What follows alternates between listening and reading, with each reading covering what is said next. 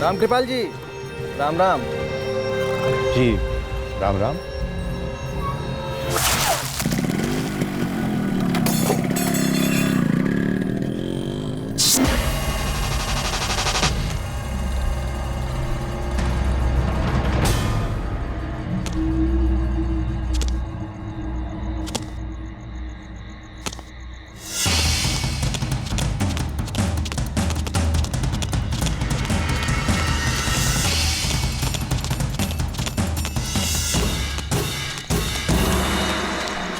तू वहां से आओ, तू मेरे साथ।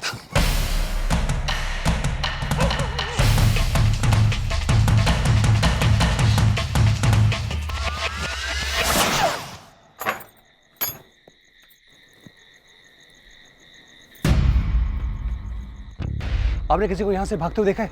नहीं तो कौन था साहब? कैदी था, हाथ में हथकड़ी थी। हमने किसी को जाते हुए नहीं देखा।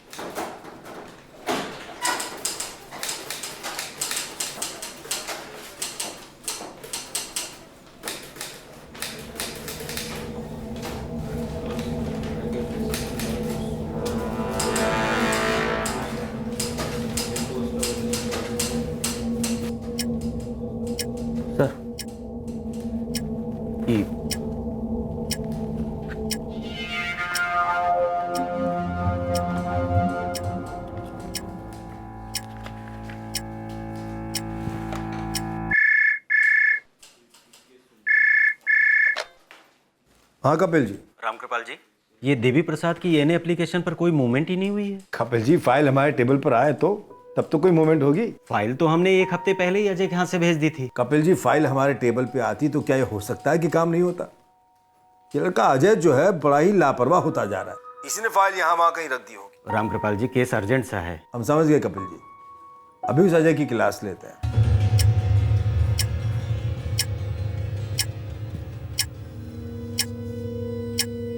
सर, ये कपिल सर फाइल भेजे आपके लिए। उनके कैबिन से हमारे कैबिन तक आने में एक हफ्ता लग गया तुम्हें? राम कृपाल सर पिछले हफ्ते ही रख कर गए थे यहाँ पे। हमारे टेबल पर तो नहीं थी। यहीं रखी थी। हाँ भाई, हम ही झूठ बोल रहे हैं। हम ऐसा तो नहीं कह रहे हैं सर। तुम्हारा काम कोई दिमाग वाला तो है नहीं, कम से कम दिल लगा के तो किया करो। ये फाइलें कोई तुम्हारी फिल्म की सस्ती डीवीडी नहीं कि कहीं भी फेंक। ये फाइलें हमारे सिस्टम की नसें हैं। एक भी खो गई, दब गई या कट फट गई तो पूरा सिस्टम ठप हो जाएगा। जी सर। हमारी बात को हल्के में न लो, आखिरी वार्निंग दे रही है। अगली बार सस्पेंशन ऑर्डर थमा देंगे। जिंदगी स्टार्ट होने से पहले खराब ना करो, कह देते हैं हम। जाओ।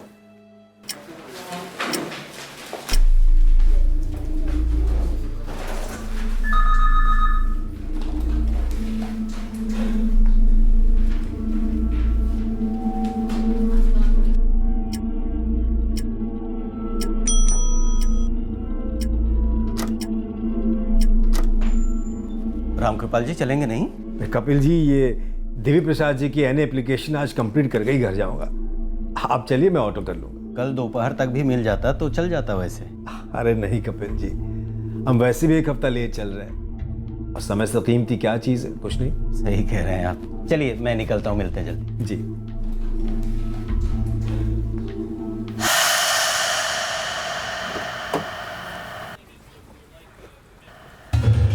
सर, हम भी निकलें? रामकृपाल जी बैठे हैं ना अभी?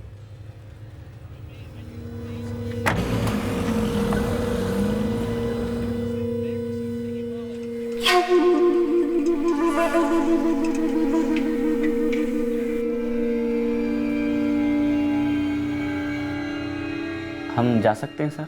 हमें 15-20 मिनट और लगेंगे। हमारे निकलने के बाद ऑफिस को ढंग से ताला लगाकर उसके बाद ही तुम घर जाओगे। समझा सर जी।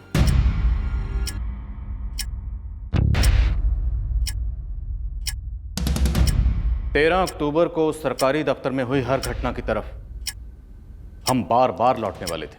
इस मर्डर केस की इन्वेस्टिगेशन एक आंख मिचौली का खेल साबित हुई। लंबा चला। जी सर। ये फाइल कपिल जी के टेबल पे रख दो। सबसे ऊपर टेबल पर, मतलब किसी और के टेबल पर नहीं, कपिल जी के टेबल। जी सर।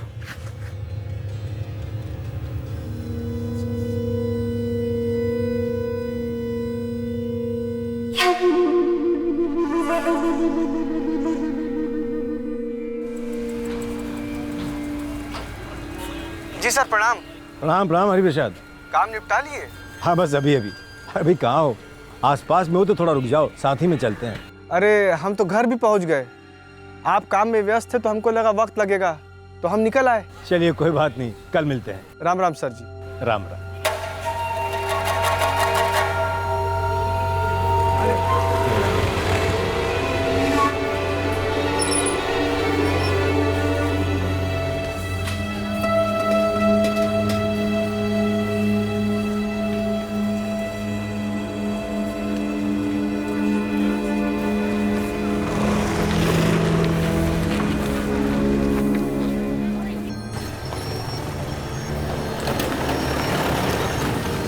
राम कृपाल जी, राम राम। जी राम राम।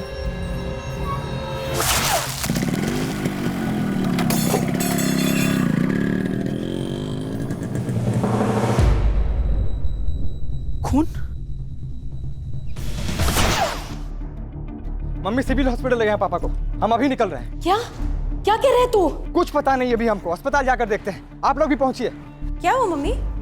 सुरेश के पापा को गोली मार दी किसी ने। क्या? ऐसे कैसे किसी ने गोली मार दी पिताजी को? पता नहीं, सिविल अस्पताल लेके गए। चल जल्दी चल। दर्शन वहाँ फोन करके पता। Yes doctor. सॉरी, हम पेशेंट को बचा नहीं पाए। इंटेस्टाइन्स पूरी तरह से रप्चर हुए थे, हेवी हैमरेज। सर, हम सूरज चौबे, राम कृपाल चौबे के बेटे। कहाँ है हमारे पापा? हमारे पापा कहाँ है सर? सुरेश रामकृपाल जी अब नहीं रहे।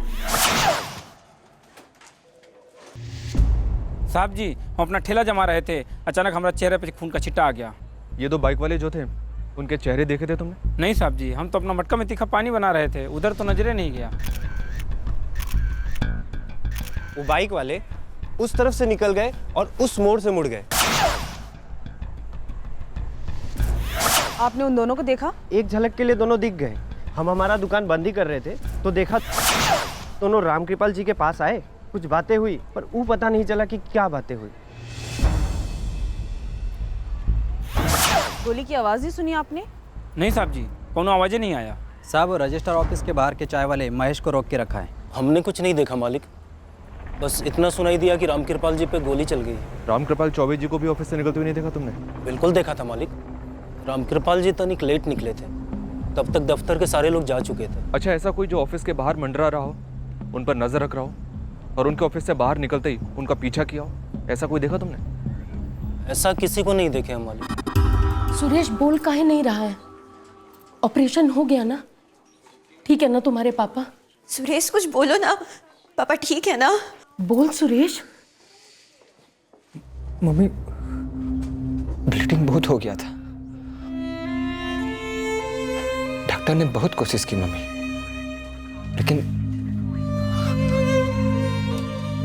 लेकिन पापा बच नहीं पाए। बकवास मत कर, मुझे देखना है। मम्मी, मैंने कहा ना मुझे देखना है। वो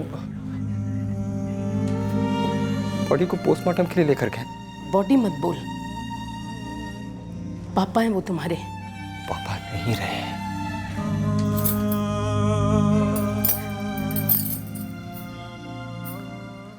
क्या क्या बात कर रहे हो आरिफ? अभी हमको महेश चाय वाला का फोन आया, कह रहा है कि ऑफिस के बाहर गली में किसी ने चौबे जी को गोली मार दिया। हे भगवान, ये तो बहुत बड़ा बवाल हो जाएगा। जयंत कलेक्टर साहब जी।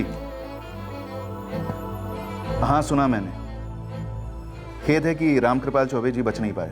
रामकृपाल जी हमारे सबसे सीनियर भूमि निरीक्षक थे रजिस्ट्रार ऑफिस में, और 4 महीने में उनकी रिटायरमेंट भी थी। जी मैं जानता हूँ। इस केस को प्लीज टॉप प्रायोरिटी दीजिए, हो सकता है ऑर्गेनाइज माफिया कहाँ तो। आप निश्चिंत रहिए, हमारी इन्वेस्टिगेटिव टीम कातिलों को पकड़ कर रहेगी। Point blank range. Yes doctor. Firing इतनी नज़दीक से की गई कि मार्केट में किसी को कुछ पता ही नहीं चला। डेफिनेटली साइलेंसर लगा होगा। 2 गोलियां फायर हुई। वैसे एक गोली हमने एब्डोमेन से बरामद की है और दूसरी हमें क्राइम सीन से मिली। मैंने सिविल हॉस्पिटल के आरएमएस से पर्सनली बात कर ली है। अराइवल पर ही इतनी ब्लीडिंग हो चुकी थी कि इससे पहले वो कुछ कर पाते, विक्टिम की मौत हो चुकी थी।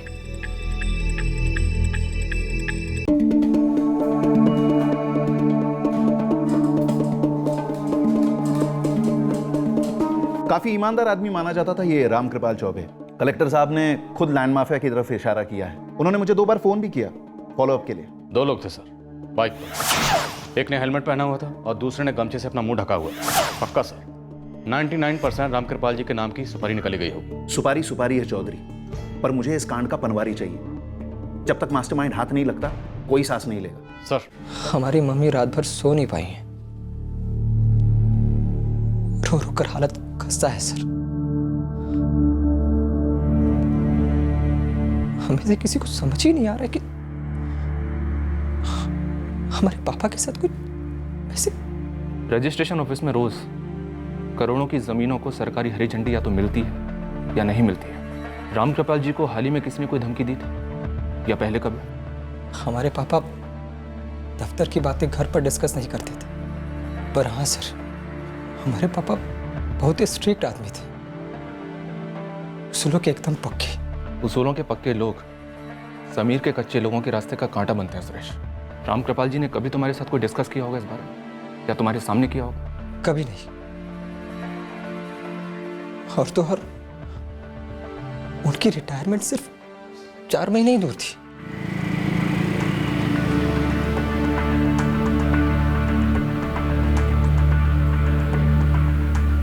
माँ, आरती, आरती, ये सब कैसे हो गया? 35 साल जिस दफ्तर में तेरे पापा ने काम किया, नाम कमाया, उसी के सामने किसी ने उन्हें गोली मार दी। अनीता भाभी, सुरेश कहाँ है? Police station. कुछ पता चला कौन थे, क्या थे? अभी तक कुछ नहीं पता चला राकेश। तो रामकृपाल जी ऑफिस से बाहर निकले और तुमने पीछे से ऑफिस में ताला लगा दिया? जी जी मैडम।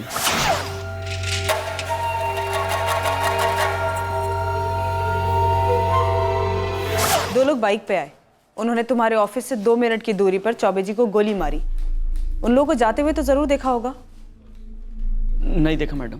ताला लगाने के बाद तुम कहाँ चले गए थे? मैडम रामकृपाल सर निकले घर के लिए और बस पीछे पीछे मैं भी निकल गया। तो फायरिंग के वक्त तुम चौबे जी के पीछे थे? अरे नहीं नहीं मैडम, मैं तो अपोजिट साइड में रहता हूँ ना, और रामकृपाल सर दूसरी साइड। मुझे क्या मालूम था मैडम कि ऐसा वैसा कुछ होने वाला है। बाइक पे 2 लोग थे, गोलियां चली, आपने कुछ भी नहीं सुना, कुछ भी नहीं देखा? सर जी कल रात को भी हम दूसरे साहब को बता चुके हैं कि एक जो था हेलमेट के पीछे छुपा था और दूसरा गमछे के पीछे। बाइक का नंबर देख पाया? सब कुछ इतनी जल्दबाजी में हुआ, कुछ देख नहीं पाए। देखिए रामकृपाल जी बहुत भले आदमी थे, आप लोगों ने बरसों से जानते थे। हमें पूरी उम्मीद है कि उनके हत्यारों को पकड़वाने में आप हमारी मदद जरूर करेंगे। सर जी हम बता चुके हैं कि हमारी नज़र बस ऐसे ही घूमी थी, तो हमने देखा बाइक जो है रामकृपाल जी के काफ़ी पास आकर रुकी। सर सारा मार्केट एक आवाज़ में बात कर रहा है। किसी ने ना मोटरसाइकिल का मॉडल नोटिस किया ना नंबर। सभी यही कह रहे हैं कि एक ने हेलमेट पहन रखा था और एक ने गमछा बांध रखा था। सुजीत, ये जो मार्केट जहाँ खत्म होती है वहाँ आगे चलकर राइट में मेन बाजार, तो वहाँ किसी ज्वेलरी शॉप में या किसी दूसरी दुकान में सीसीटीवी कैमरा जरूर लगा हो। छान मारो, सीसीटीवी फुटेज निकलवाओ। अगर हमारे पापा ऊपरी कमाई ले रहे होते तो हम सेल्समैन की नौकरी तो नहीं कर रहे होते। घर हो या दफ्तर, हमारे पापा का एक ही मंत्र था, छुप कर कुछ करना हो तो करना ही नहीं चाहिए। पर किसी ने उन पर छुपकर वार जरूर किया सुरेश। दिमाग पे थोड़ा जोर दो, याद करने की कोशिश करो, अपनी मम्मी से बात करो, वो कोई टेंशन में रहे होंगे। बिना वक्त के कोई फोन आया हो, कोई मिलने आया हो, कोई तू मैं कुछ भी, जैसे ही तुम्हें याद आए हमें तुरंत बताना। तुम्हारे पापा की बॉडी हम आज शाम तक तुम्हें हैंडओवर कर देंगे। हाँ तो आप कह रहे थे? जी मैडम, मैं ये कह रहा था कि आप सही कह रही थी। चौबे जी का उस दिन शाम को फ़ोन आया ज़रूर था मुझे। उन पर गोली लगने के ठीक 3 मिनट पहले उन्होंने आखिरी कॉल आपको की थी। जी मैडम, कल वो लेट तक बैठे थे किसी फाइल को लेकर। फिर वो कपिल बाबू के साथ रोज़ की तरह उनकी गाड़ी में बैठकर नहीं गए। फिर उन्होंने मुझे फ़ोन किया कि अगर तुम आसपास हो तो रुक जाओ, साथ में चलते हैं। लेकिन मैडम तब तक तो मैं अपने घर पहुंच गया था। फिर रात को जब पता चला तो बहुत सदमा लगा सुनकर जो भी उनके साथ हुआ। डिपार्टमेंट के बहुत ही भले और ईमानदार बाबू थे वो। उनकी ईमानदारी किसके रास्ते का कांटा बन रही थी? जी जी, उनकी मौत से सबसे ज्यादा फायदा किसे होता हरि प्रसाद? अब मैं ये कैसे कह सकता हूँ मैडम? मतलब इत्तेफाक ही समझिए इंस्पेक्टर। इत्तेफाक हो तो सकता है कपिल जी, पर यह इत्तेफाक काफ़ी खतरनाक था। कल शाम को आप वो फाइल रामकृपाल जी के पास भेजते हैं और कल शाम को आप दफ्तर से जल्दी घर चले जाते हैं, और कल शाम को रामकृपाल जी दफ्तर से घर जाने वाले आखिरी कर्मचारी होते और आपके दफ्तर से 2 मिनट की दूरी पर उन्हें 2 गोलियां मारकर उनकी हत्या कर दी जाती। सुनते ही होश उड़ गए हमारे इंस्पेक्टर। रामकृपाल चौबे हमारे डिपार्टमेंट में सबसे सीनियर कर्मचारी थे। कपिल जी वो सिर्फ सीनियर कर्मचारी नहीं थे, बल्कि सबसे महत्वपूर्ण विभाग संभालते थे। सारे जिले के लैंड सर्वे, जमीन के झगड़े, जमीन के अप्रूवल्स, इन सभी मसलों की फाइल्स रामकृपाल जी के अप्रूवल के बिना आगे नहीं बढ़ती थी। जी हाँ। आरिफ, रामकृपाल जी जितनी भी जमीन की तकरारों वाली फाइलें हैंडल कर रहे थे वो सारी की सारी मुझे चाहिए। निकलवा देते हैं मैडम। नई, पुरानी, छोटी, बड़ी, सारी सारी की सारी निकलवा देते हैं मैडम जी। और ऐसी कोई चीज जो आप जानते हो जिससे रामकृपाल जी की जान को खतरा हुआ हो? अलग से तो कुछ नहीं जानते मैडम, लेकिन सारी की सारी फाइल आपके सामने रख देते हैं। बाइक, हेलमेट, गमछा और पॉइंट ब्लैंक से फायर, इन सारे लक्षणों से सुपारी वाला मामला ही लगता है मालिक। इस रामकृपाल चौबे की ईमानदारी से किसी न किसी चूना लगाने वाले का मुंह जरूर जला होगा, इसलिए सुपारी निकली होगी। ये जला हुआ मुंह मुझे चाहिए गोविंद। कपिल जी, पुलिस को जो भी कोऑपरेशन चाहिए उससे दोगुना दीजिए। हर एक फाइल, हर एक जानकारी। जी सर, अभी अभी पुलिस की टीम निकली है यहाँ से। इंस्पेक्टर से मेरी बात भी हुई है फ़ोन पे, उनके लिए फाइलें निकलवा रहे हैं। फाइलों से परे जाइए कपिल जी। रामकृपाल जी हमारे सच्चाई की मिसाल थे। बिल्कुल राजा हरिश्चंद्र ही समझिए सर। करेक्ट, लेकिन अब हर कोई नहीं होता ना राजा हरिश्चंद्र की औलाद। उनकी सच्चाई ने किसी न किसी झूठे के झूठ को घायल जरूर किया है। सही कह रहे हैं आप सर।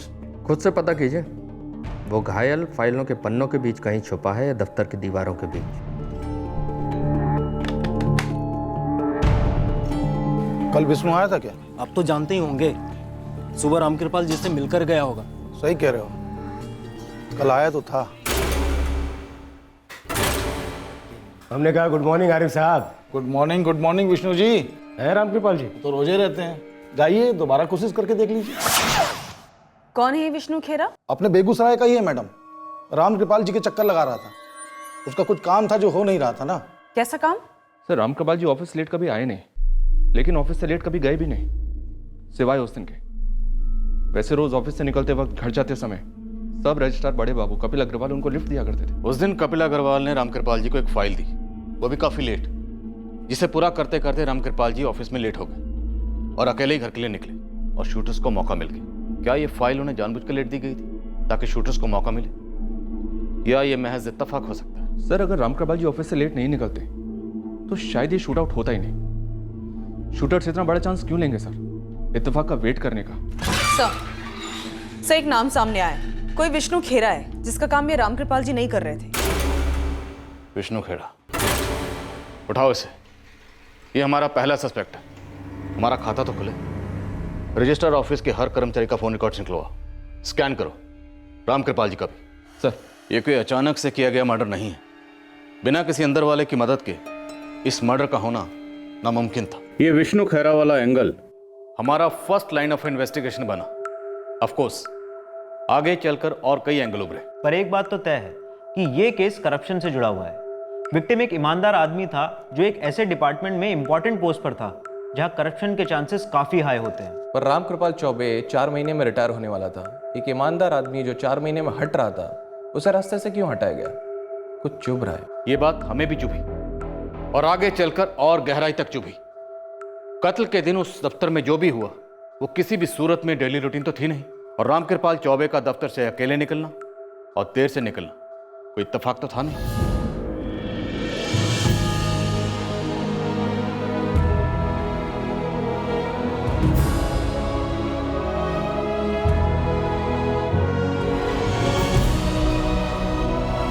कि रामकृपाल जी जैसे नेक आदमी का मर्डर भला कौन कर सकता है? और काहे? हमारे दिल में रामकृपाल जी के लिए बहुत आदर था, बहुत इज्जत थी। पर ये सारा आदर, ये इज्जत तुम्हारे कुछ काम नहीं आ रहा था। पुश्तैनी जमीन में से तुम अपने भाइयों का नाम कटवाना चाहते थे ना। अब रामकृपाल जी तो ऐसा कर नहीं से रहे, तो तुमने कर दिया। सच या झूठ? गलत काम करवाना चाह रहे थे तुम रामकृपाल जी से, नहीं माने तो उनका ही काम तमाम कर दिया। नहीं ना सर जी, अरे हमारा काम कोनो इतना बड़ा तो था नहीं कि हम मारने मुरने पर आ जाते। वो छोटी सी बात थी। छोटी सी बात? तुमको ये बात छोटी नजर आती है विष्णु खेर? तुम हमें बेईमानी करने को कह रहे हो, फ्रॉड करने को कह रहे हो। हिम्मत कैसे की तुम? हिम्मत नहीं, मिन्नत कर रहे हैं रामकृपाल जी। अरे हम आपको गलत काम करने के लिए काहे कहेंगे? हम खुद ही गलत आदमी नहीं है। हमारे माँ बाबूजी का आखिरी टाइम तक हम पूरा ख्याल रखें, और सिर्फ हम रखे हैं। उनके इलाज खातिर हमारी बीवी का कंगन तक बिक गया, लेकिन हम मुफ्त नहीं किए। बाबूजी खुद ही चाहते थे कि वो सारी जमीन सिर्फ हमरे नाम करें। की नहीं उन्होंने। कैसे करते? वकील बाबू के आने के पहले तो उनका बुलावा आ गया। यही खातिर तो आपके दफ्तर की परिक्रमा कर रहे हैं ना। परिक्रमा करने में और चक्कर लगाने में फर्क होता है विष्णु जी। तुम चक्कर चलाने की कोशिश में हो, जो कम से कम हम तो यहां होने नहीं देंगे। देखिए, तो बेकार में खुद का और हमारा समय नष्ट न करें। जाइए यहाँ से। इस केबिन में आज तक कोई गलत काम नहीं हुआ है और अगले 4 महीने तक होने से रहा। हम आपसे गलत काम करने के लिए कहाँ कह रहे हैं रामकृपाल जी? देखिए, हम आपके सामने वकील साहब का बनाया हुआ एकदम ओरिजिनल सा वसीयतनामा पेश कर देंगे। बस आप उसके ऊपर मोहर लगाकर हमको आशीर्वाद दे दीजिए। तो कब पेश करें वसीयतनामा? तुम्हारा ओरिजिनल सा वसीयतनामा जाली था, एक फ्रॉड कागज जिसे तुम अपने भाइयों का हक मानना चाह रहे थे। उनकी गैर कानूनी बेदखली में तुम रामकृपाल जी को शामिल करना चाह रहे थे। हम यही चाह रहे थे, लेकिन उनको मारने से हमारा क्या फायदा होता? उनके बिना तो हमारा काम नहीं हो सकता था ना। आप ही बताइए। इंस्पेक्टर साहब, कल हम रामकृपाल जी के अंतिम संस्कार के लिए गए थे, इसलिए फ़ोन ऑफ रखा था, और कोई कारण नहीं है। एक बात बताइए कपिल जी, अब रामकृपाल जी नहीं रहे तो उनकी जगह पे कौन आने वाला? वो तो अभी तय नहीं है। कलेक्टर साहब और पटना ऑफिस ही नियुक्त करेंगे किसी को। 4 महीने बाद रामकृपाल जी रिटायर होने वाले थे, तो इतनी जिम्मेदारी वाली कुर्सी पर किसी की तो नियुक्ति हो गई होगी ना? नहीं हुई थी इंस्पेक्टर, और अगर हुई भी होगी तो हमें खबर नहीं, क्योंकि ऐसे फैसले हेड ऑफिस से सीधे लिए जाते हैं। वैसे आप लोगों को कुछ मिला है क्या? मिलने जैसा क्या है कपिल जी? तुम्हें कुछ मिलना चाहिए था। नहीं, वो हम ऐसे ही पूछ रहे थे। हाँ, हम 2 दिन के बाद ड्यूटी ज्वाइन कर रहे हैं। हमारे ससुर जी के बारे में पढ़े होंगे आप। हाँ, रामकृपाल चौबे हमारे फादर हैं। चाय। मम्मी, मम्मी, थोड़ा चाय पी लो।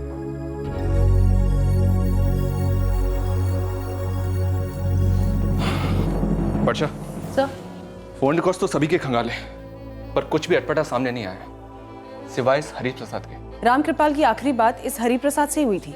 पर ये साला झूठ बोल रहा है। कैसे सर? इस साले का फोन रिकॉर्ड्स बता रहा है कि उस कॉल के दौरान ये घर पर नहीं था। नहीं पहुंचा था? सरायपुर में था। अरे हम तो घर भी पहुंच गए। आप काम में व्यस्त थे तो हमको लगा वक्त लगेगा। मतलब सर हमारे साथ कोई गेम खेल रहा है? शायद। अब ये गेम क्या है और हर टीम में कितने खिलाड़ी हैं, बस ये नहीं पता। जिंदगी में ऐसा भी काहे का सिद्धांत? अब रामकृपाल जी को इतना भी अड़ियल नहीं होना चाहिए था। क्या मिला उनको उनके सिद्धांतों से? अभय चौहान। क्यों? वही होगा ना?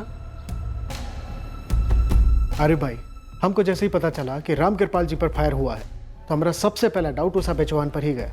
कलेक्टर साहब, 1-2 सस्पेक्ट्स आ गए हमारे लिस्ट में। इन्वेस्टिगेटिव टीम फुल टाइम इसी केस पे लगी हुई है। एसपी साहब, 1 हफ्ता होने आया है, लेकिन किलर्स के बारे में आपकी टीम अभी तक एक सिंगल क्लू भी प्रेजेंट नहीं कर पाई है। सर, हम हर एंगल को टटोल रहे हैं। बहुत जल्द हम किलर्स और उनके मास्टरमाइंड तक पहुंच जाएंगे। मेरा एश्योरेंस है सर, आप भरोसा रखें। भरोसा तो है एसपी साहब, लेकिन प्रोसीजर सिर्फ आप और हम समझते हैं, नेता और जनता सिर्फ भावनाएं समझती है। बता दो, अगर अभय चौहान पर शक हो रहा है तो बस हो रहा है, उसी का किया धरा हो सकता है।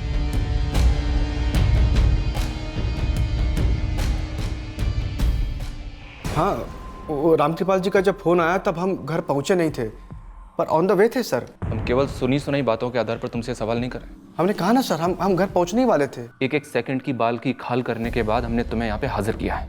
8:34 को तुम अपने घर पे पहुंचे। तब तक रामकृपाल जी पे हमला हो चुका था। उन्हें अस्पताल ले जाया गया था, पर तब तक वो दम तोड़ चुके थे। तुम्हारे फोन रिकॉर्ड्स ने तुम्हारे साथ धोखा किया हरिप्रसाद। तुम हमें ये बताओ, राम कृपाल जी के साथ धोखा किसने किया और क्यों? कौन है अभय चौहान? दबंगी है मैडम। कहाँ का दबंगी है? अरे यहीं अपने बेगूसराय का ही है।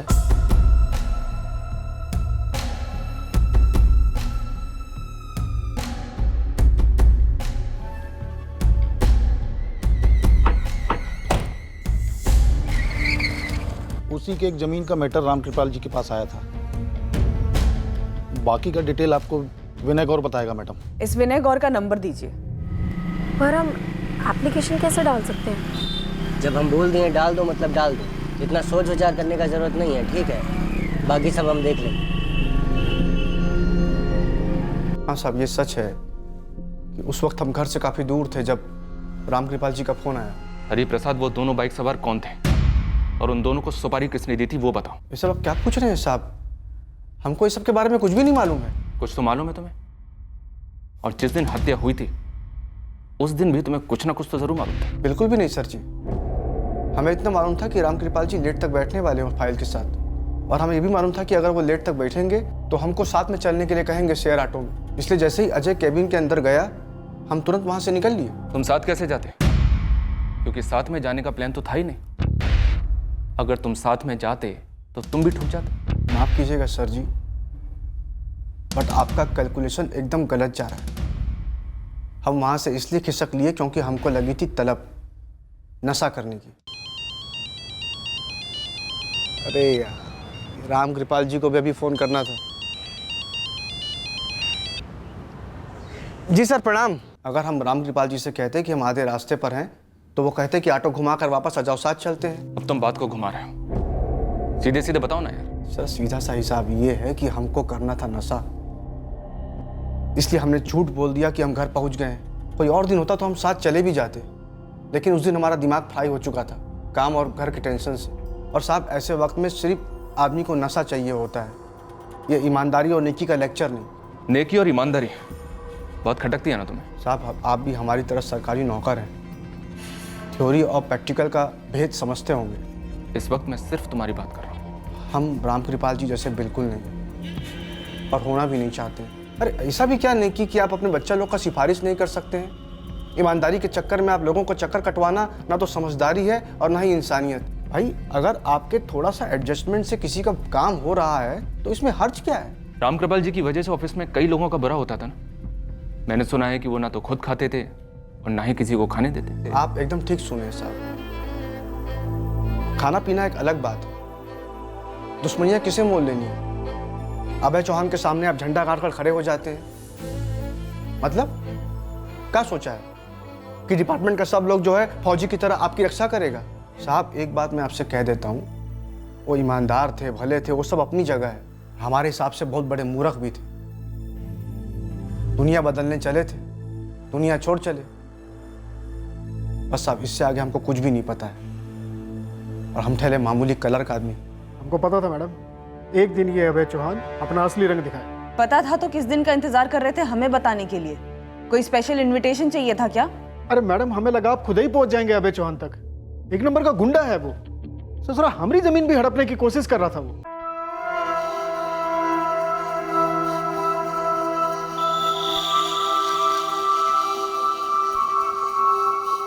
क्लियर है सर, आप खुद ही देख लीजिए। सर वो वहां मेरी जमीन खत्म होती है सर, और ये अभय चौहान की लगाई बाढ़ को भी देख लीजिए। सर ये अभय चौहान लगभग 50 मीटर अंदर घुसकर कब्जा कर लिया हमारी जमीन पर, और लौटाने से भी साफ इनकार कर रहा है। तुम बात की अभय चौहान? सर एक नहीं 10 बार बात की है सर। ये अभय चौहान जब से बाढ़ खड़ा किया है ना, हमारा नींद उड़ गया समझो। अरे अपने मोबाइल से इस फेंसिंग की फोटो ले लो और वीडियो भी ले लो। कल सुबह 11 बजे अभय चौहान को दफ्तर बुलवा लेते हैं, देख तो उसका क्या कहना है। सर वो कहने और सुनने वालों में से नहीं है, वो तो हमका जान का भी धमकी दे दिया है।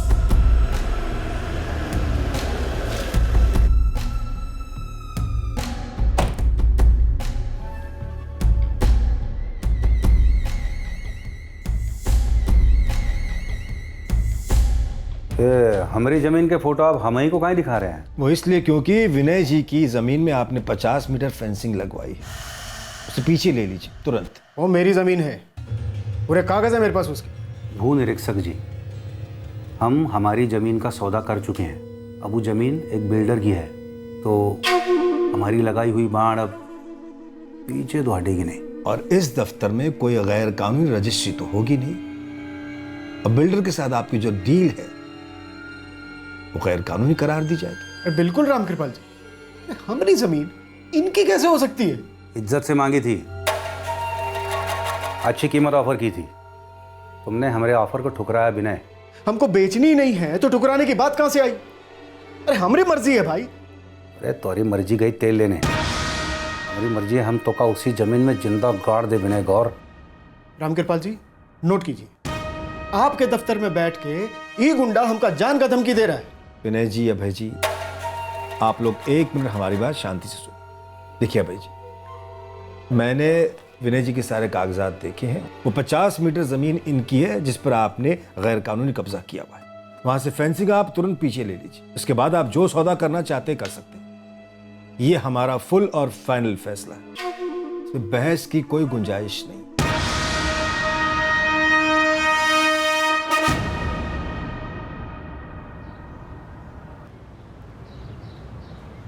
रामकृपाल जी, मामला बड़ी आसानी से सेटल हो सकता है। धमका रहे हो हमें? हमारी ऐसी जरूरत का, हम तो बस एक तोहफा देना चाह रहे हैं आपका। रे लिया, कबूल करें, सेटल कर लें।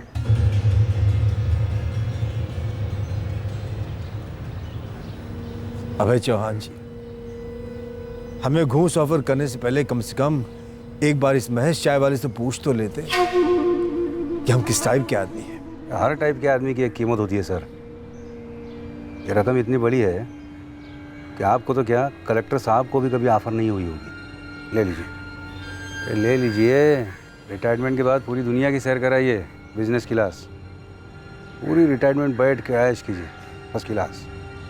गलती तुम्हारी नहीं है चौहान, कई ऑफिसेज में ऐसे लोग हैं जिनके माथे पर लिखा हुआ होता कि हम बिकाऊ हैं, बस कीमत सही होनी चाहिए। ई कम लगे तो और ले लीजिए, और बस हमारी डील ना रोको सर। मुझे रिश्वत ऑफर करने के चार्ज में मैं तुम्हें जेल भिजवा सकता हूँ, पर इस वक्त मुझ में वो पहले जैसा जोश नहीं रहा। हाँ, होश जो करती हूँ है, इसलिए ये पैसे वापस लो और वो फेंसिंग भी वापस लो, तब जाके मामला निपटेगा, और कोई तरीका है ही नहीं।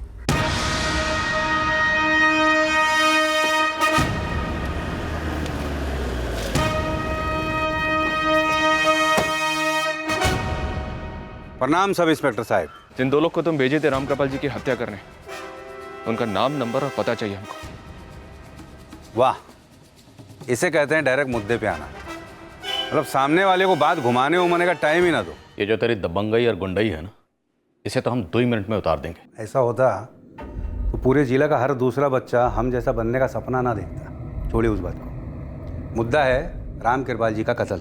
अब एक बात बता दूं, इतना सीनियर सरकारी मुलाजिम के साथ 36 का आंकड़ा बनाने के बाद उसका मर्डर करवाएंगे हम? का मतलब पागल कुत्ता काटा है हमका? इतना ईमानदार भाला आदमी था, पुलिस के साथ पब्लिक भी तो नोचेगी। हमरे पॉलिटिक्स का पूरा सपना पर पानी ना फिर जाता। सीधे सीधे बता दे वो दोनों शूटर्स कौन थे और कहाँ हैं? हम बहुत पहले हमारी बाढ़ पीछे ले चुके थे रामकृपाल जी के आदेश से। वो वाला मामला सब सेटल था। रामकृपाल चौबे को खरीदने की कोशिश की थी तुमने? अरे हम तो हर सरकारी अफसर को तोहफे ऑफर करते हैं जी, और मना करने वाले को गोली नहीं मारते। जैसे ही हमें पता चला कि यह आदमी अलग मिट्टी का बना हुआ है, हम जाके बिल्डर को समझा दिए कि भाई ज़मीन कम मिलेगी। वो मान गया, मामला फिर कभी उठा ही नहीं। इंस्पेक्टर साहब, हम आपको एक बात बताते हैं, आप ना जरा इस विनय गौर के बच्चे को टटोलिए। वो हमारा नाम लेकर खुद अपना कोई काला करतूत छुपा रहा है। तेरी तो हर करतूत काली है अभय चौहान। तूने आज तक सीधा काम किया है कौन सा? हाँ, नहीं किया सीधा काम, लेकिन सीधा आदमी की परख है हमका। देखिए, हम आपको फिर से कह रहे हैं, हमारा ज़मीन वाला मामला ख़त्म हो चुका था। हाँ, हमारे किसी आदमी ने विनय की ज़मीन पर मार लगाई, लेकिन हमारा सौदा होने के बाद ये विनय चीखने चिल्लाने लगा, तो हमने इज्जत से पैसा भी ऑफर किया। वो मामले को उठा के ले गया भू निरीक्षक विभाग में। वहाँ हमको हमारी गलती का एहसास हुआ, हमने बाढ़ पीछे ले लिया। अरे ज़रा सोचिए सर जी, 4 महीने में रिटायर होने वाले थे, ऐसा आदमी को मार के कहाँ मिलता हमका? आप बिना सर जी हम पर अपना कीमती वक्त जाया ना करो। ये मामला अंदर का है और हमारा नाम इसमें जानबूझ के घसीटा जा रहा है। तू बेगूसराय छोड़कर बाहर कहीं नहीं जाएगा। मोबाइल ऑफ नहीं रखूँगा, जहाँ बुलाओ हाजिरी देने आ जाऊँगा, जिस थाने बुलाओ आ जाऊँगा। यही ना? डन है जी, डन है। मुझे इस गुंडे के पिछले 6 महीने का डेली का रिपोर्ट चाहिए। हेलो, 10 लाख रुपए का तुरंत इंतजाम कर दे, वरना तेरे बापू को तो ऊपर भेज दिए। तुझे भी ऊपर भेजने में हमको ज़्यादा टाइम नहीं लगेगा। सर कहीं एक्सटॉर्शन का मामला तो नहीं? यहाँ इतने हफ्तों से कोई और ही ट्रैक चला था जो हमें दिख नहीं रहा था या फिर हमसे छुपाया गया था।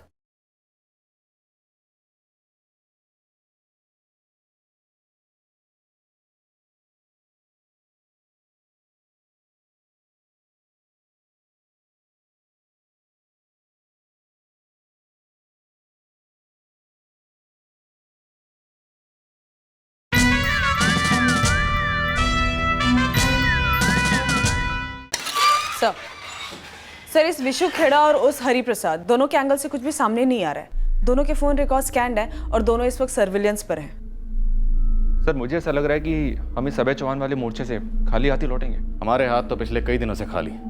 वैसे हमारे सामने बहुत कुछ है, लेकिन ठोस कुछ भी नहीं। ना कोई सुराग, ना कोई सबूत जिससे हमें इस कत्ल की साजिश का पता चले, उसके मोटिव का पता चले। जब तक हमारे सामने कोई ठोस सुराग या सबूत नहीं आता, तब तक हमारे हाथ खाली ही रहेंगे। एसपी साहब, 13 अक्टूबर को रामकृपाल चौबे का मर्डर हुआ, दिन दहाड़े भरे बाजार, और आज 15 नवंबर है, और आप अभी भी ये कह रहे हैं कि आपकी इन्वेस्टिगेटिव टीम के हाथ में एक भी ब्रेक थ्रू नहीं लगा। मिथिलेश जी, बेगूसराय का एक भी हिस्ट्री शीटर नहीं है जिसे हमने स्कैन नहीं किया हो।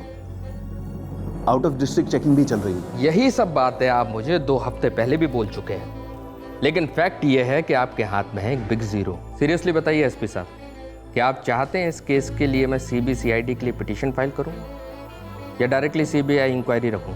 आप प्लीज हमें थोड़ा सा और समय दीजिए। रामकृपाल चौबे के हत्यारे जेल में होंगे, आई प्रॉमिस। सिर्फ 1 हफ्ता और, उसके ऊपर एक भी दिन नहीं।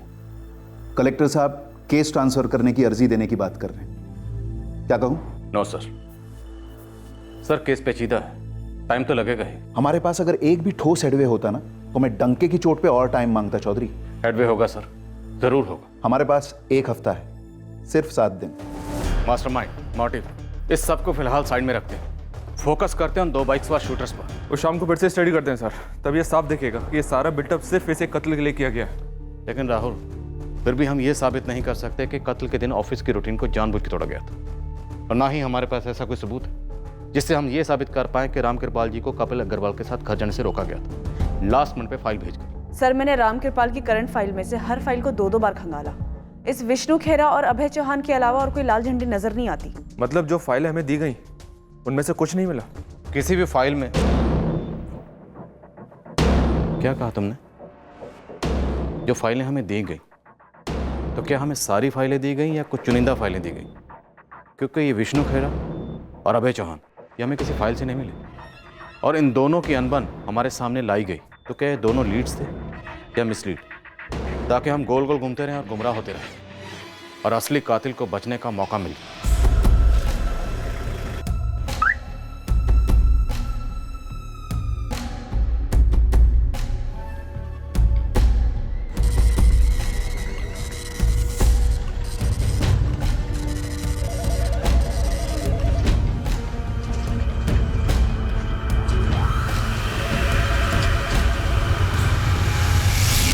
क्या ये हमें असली कत्ल की साजिश तक पहुंचने से रोकने के लिए एक और साजिश रची गई? मतलब सर ये सारे एंगल्स हमारी तरफ धकेले गए ताकि हम गोल गोल चक्कर काटते रहें और हमारे हाथ कुछ भी ना लगे? इसकी पॉसिबिलिटीज हाई हैं सर, क्योंकि हम इतने दिनों से लगे हुए हैं लेकिन हमारे सामने एक छोटा सा भी लीड नहीं आया है। ये तो अब नॉर्मल है। कहीं ऐसा तो नहीं कि उस सरकारी दफ्तर में सब लोग रेनकोट पहन के नहा रहे थे? किसी भी ऑफिस में एक रिश्वत ना लेने वाला ईमानदार आदमी कई अंदर के और ऊपर के लोगों के रास्ते का काटा होता है। पर मर्डर के पीछे कुछ और डीपर शामिल था फॉर श्योर। 4 महीने में रिटायर होने वाले आदमी को कोई ऐसे ही क्यों गोली मार डालेगा? इन सारे सवालों के जवाब कत्ल के दिन उस ऑफिस की रूटीन टूटने में छुपे हुए थे, और साथ ही रामकृपाल चौबे का 4 महीने में रिटायर होने की हकीकत इस केस का सबसे अहम मुद्दा बना बैठा था। और हम कुछ असली मुद्दे मिस कर रहे थे। शायद इरादा भी यही था कि हम इन असली मुद्दों से भटक कर इन भटकाए गए मुद्दों पर अपना वक्त जाया करते रहें और असली मुद्दा दबा रहे। पर दबाव था, सॉलिड दबाव। सॉलिड मतलब सॉलिड दबाव। और फिर एक ब्रेक थ्रू मिला, एक ऐसी घटना घटी जिसने इस केस को सर के बल उलट दिया। हेलो हेलो, अरे कौन बोल रहा है भाई? तेरे बापू ने पैसा देने से इनकार कर दिया था। देखे कहाँ भेज दिए उसे। कौन हो तुम? अक्लमंद को इशारा काफी होता है सुरेश चौबे।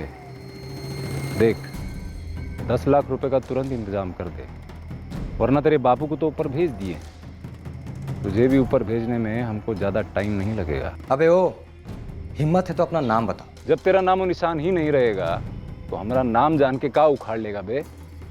टाइम पास बहुत हो गया, जल्दी से 10 लाख रुपये इकट्ठा कर ले, वरना तेरे नाम के आगे स्वर्गीय लगने में ज़्यादा देर नहीं लगेगा। Hello hello hello. कब की बात है गोविंद? सर एकदम एग्जैक्ट डेट तो पता नहीं है, लेकिन हाँ पिछले 1 हफ्ते से रामकृपाल जी की पत्नी यहाँ वहाँ से नगद का इंतजाम कर रही है। अब नोटबंदी भी चल रही है, बहुत मुश्किल हो रही है उन्हें। अजीब है सर, सुरेश चौबे सरस्वती चौबे ने हमें क्यों नहीं बताया इस धमकी के बारे में? सर कहीं एक्सटॉर्शन का मामला तो नहीं? फर्ज करें अगर किसी एक्सटॉर्शन गैंग के हाथ फंस भी गया तो भी देने के लिए पैसे तो होने चाहिए ना। अब उसकी फैमिली को टारगेट किया जा रहा है, पर वो भी पैसे कहाँ से लाएंगे? सरस्वती चौबे रामकृपाल जी की विधवा रजिस्ट्रार ऑफिस गई थी कपिल जी से मिलने। सुरेश चौबे को हाजिर करो और उसकी माँ सरस्वती चौबे से भी बात करो। यहाँ इतने हफ्तों से कोई और ही ट्रैक चला था जो हमें दिख नहीं रहा था, या फिर हमसे छुपाया गया था। मैं ये नहीं कहूँगा कि हम चूके थे, पर हमसे कुछ नज़रअंदाज ज़रूर हुआ था। वो इसलिए क्योंकि शायद हम दबाव में थे। करप्शन के एंगल को अब एक्सटॉर्शन के एंगल ने रिप्लेस कर दिया था। क्या ये भी एक मिसलीड था ताकि इन्वेस्टिगेशन टीम सही दरवाजे तक ना पहुंचे? सही दरवाजे तक पहुंचने के लिए अब हमारे लिए ये जानना बेहद ज़रूरी हो गया था कि वो गलत दरवाज़ा कौन सा है जिसकी तरफ गुमराह करके हमें बार बार भेजा जा रहा था दस्तक देने के लिए। अब हम अतीत के एक हिस्से तक तो पहुंच गए थे जो हमसे चूका नहीं था, पर हाथ में नहीं आया, लेकिन माहौल में मंडरा रहा था।